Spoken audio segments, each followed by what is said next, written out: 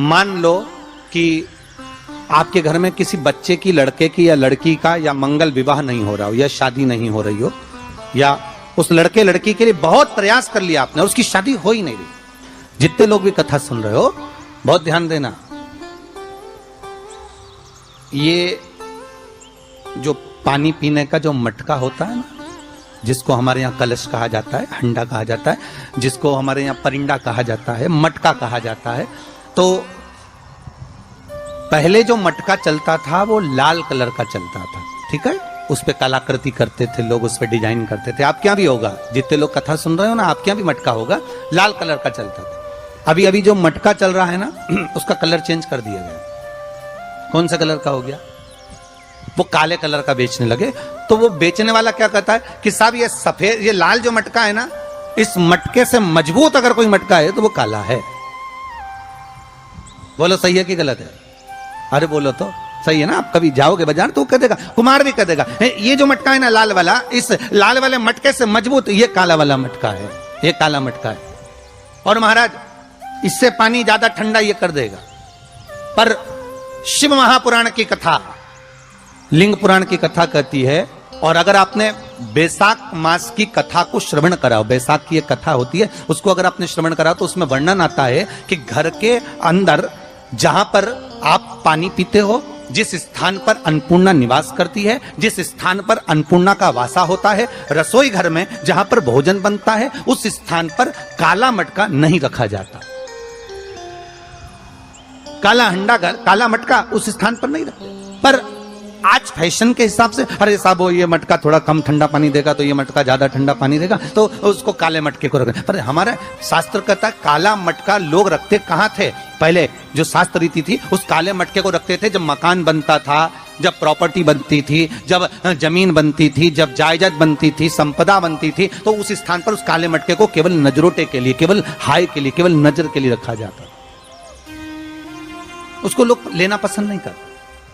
पर आज के व्यक्ति को अगर कह दिया जाए कि ये दो मटके रखे हैं साहब, लाल भी है और काला भी है, तो कौन सा पसंद करेगा? वो काला वाला ही दे दीजिए साहब, ये पानी ज्यादा ठंडा करेगा, उसकी श्रेष्ठता रहेगी। नहीं, शिव पुराण कर रहे हैं, भगवान कुंभ का निर्माण कर रहे हैं, भगवान कलश का निर्माण कर रहे हैं, और भगवान स्वयं ब्रह्मदेव कर रहे हैं कि आप ऐसा निर्माण कर दो जिसमें 33 कोटि देवता स्वतः विराजमान हो जाए। तो भगवान ने उस कलश का निर्माण कर दिया।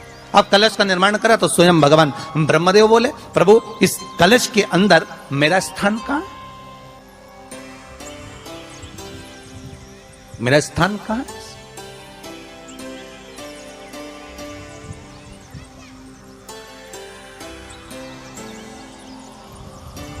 बहुत ध्यान देना महाराज, कलश का जो मुख होता है, उस मुख पर भगवान विष्णु का स्थान होता है। किसका स्थान है? भगवान विष्णु का। थोड़ा सा नीचे आओगे, जहां से कलश का मुख दबा हुआ होता है, वह जगह भगवान स्वयं शिव की होती है। किसकी जगह है? भगवान शंकर की। कलश का अग्रभाग, नीचे का भाग जहां से फैला हुआ होता है, वहां ब्रह्मा का आधिपत्य स्थापित होता है। फिर कलश का जो नीचे का भाग होता है, वो भगवान शिव और शक्ति का स्थान होता है।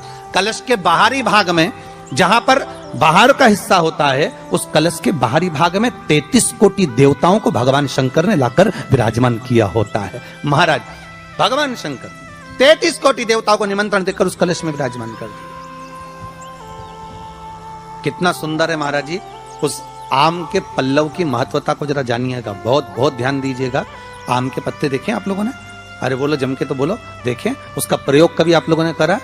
आम के पत्ते का कभी प्रयोग कर कर देखिएगा। अभी तो नवरात्रि चल रही है, नवरात्रे में जब 5वां दिन नवरात्रे का रहे, चैत्री नवरात्रे का 5वां दिन रहे, और मान लो कि आपके घर में किसी बच्चे की, लड़के की या लड़की का या मंगल विवाह नहीं हो रहा हो या शादी नहीं हो रही हो, या उस लड़के लड़की के लिए बहुत प्रयास कर लिया आपने और उसकी शादी हो ही नहीं रही, अथक प्रयास आपने कर लिया और उसका मंगल विवाह नहीं हो रहा, तो ये देवी भागवत में स्पष्ट कहा गया, देवी भागवत में वर्णन किया गया, देवी भागवत में वर्णित किया गया। और देवी भागवत में कहा गया कि आम का जो पत्ते होते हैं, आम का जो पत्ता होता है, आम का जो पल्लव होता है, उस आम के पत्ते पर हल्दी और सिंदूर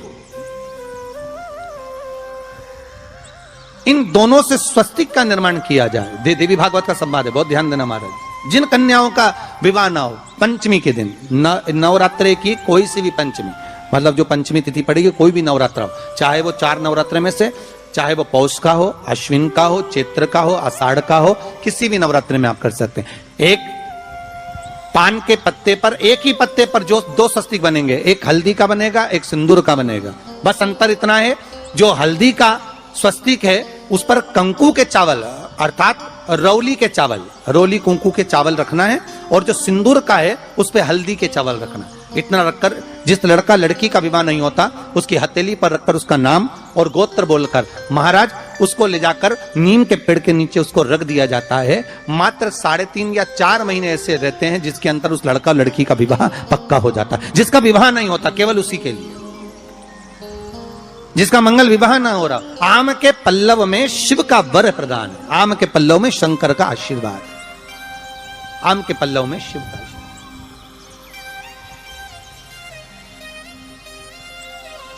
भगवान भूत भावन भूतेश्वर मेरे शिव, मेरे करुणा सागर, मेरे शंकर, मेरे त्रिकालदर्शी, मेरे कैलाशी, मेरे भोलेनाथ स्वतः कह रहे हैं, अरे रति तुम रोती क्यों है, तुम्हारे रोने का कारण क्या है? प्रभु मेरे पति के साथ ये आम का पेड़ भी जलकर भस्म हुआ। आम का पेड़। भागवत जी किस किसने सुनी है? हाथ उठाओ जरा, जिन जिन ने भागवत जी सुनी है। आप लोगों ने सुनी है भागवत? रखिए हाथ। अगर आप लोगों ने भागवत सुनी होगी तो उसमें वर्णन आता है, तक्षक नाग डसने के लिए जब जा रहा था तब ब्राह्मण देवता जो जहर उतारना जानते थे उनको लेकर राजा परीक्षित के पुत्रों ने अपने दूतों को भेजा था लाने के लिए कि एक ब्राह्मण ऐसे हैं कि वो तक्षक नाग का जहर उतार सकते हैं, वो तक्षक नाग के जहर को समाप्त कर सकते हैं, तो आप उनको लेकर आओ।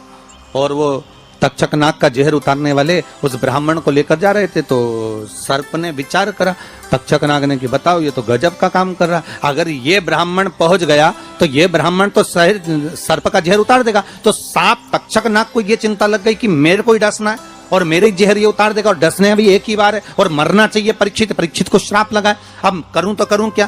तो सर्प ने विचार करा कि मैं एक रूप रख कर जाता हूं और इस ब्राह्मण की परीक्षा लेता हूं।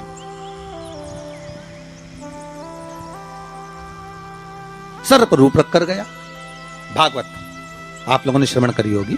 तो जब तक्षक रूप रख कर गया और उस ब्राह्मण के पास में जाकर पूछा कि ब्राह्मण देवता ये बताओ कि आप कहां जा रहे हो, तो ब्राह्मण बोला आपको नहीं मालूम, राजा परीक्षित को सांप डसने वाला है तक्षक नाग और मैं जहर उतारना जानता हूं। अच्छा आप जहर उतार दोगे? हाँ। तो किस लिए जा रहे हो?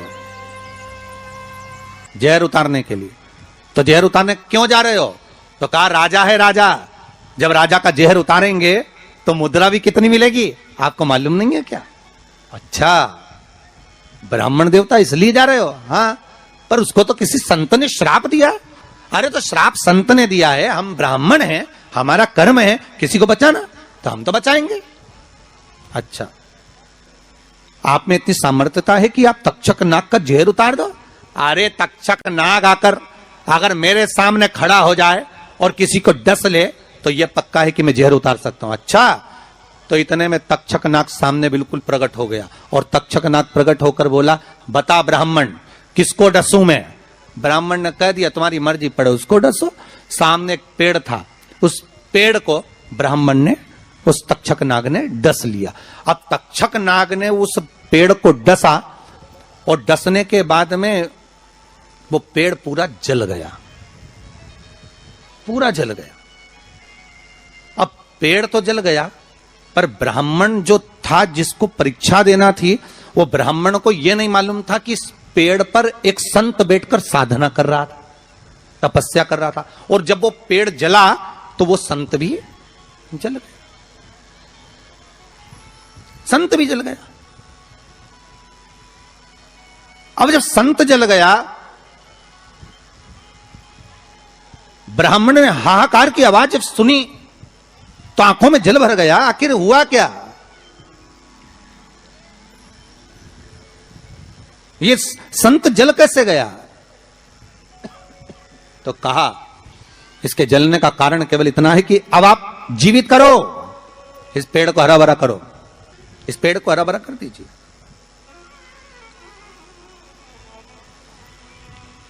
और ब्राह्मण ने हाथ की अंजलि में जल लिया।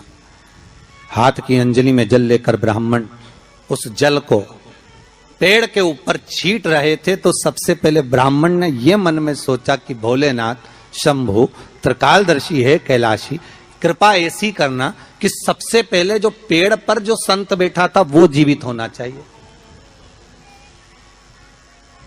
जो वृक्ष पर संत बैठा है वो जीवित होना चाहिए।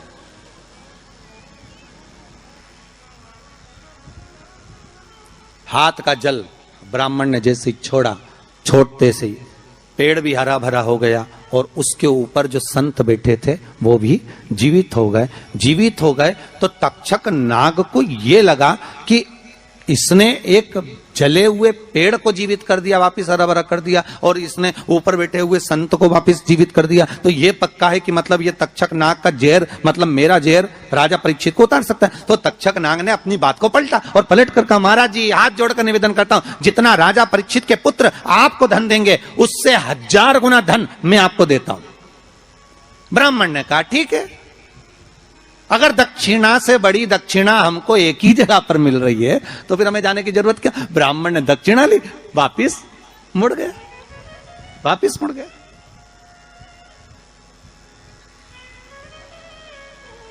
अब ईमानदारी से बोलो,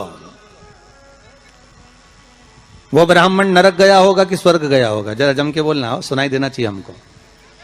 कहां गया होगा? नरक। काय में लिखा है? देवी भागवत में।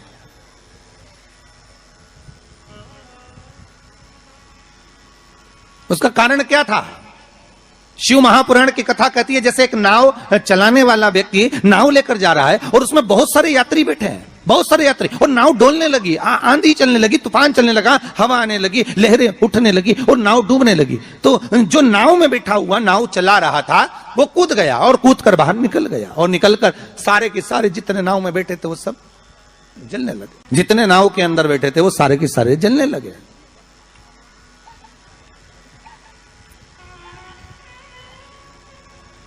जब वो सारे के सारे पानी में डूबने लगे और पानी में नाव में जाकर सबकी सब जब डूब रहे हैं, सब मर गए। सारे के सारे जो नाव में बैठे थे, जो तैरना जानते थे वो बाहर निकल गए, बाकी के सब डूब गए। नाव चलाने वाला जब उसके प्राण छूटे तो उसको एक नरक नहीं मिला, कम से कम 94 नरकों में वो नाव चलाने वाला गिरा। शिव महापुराण की कथा कहती।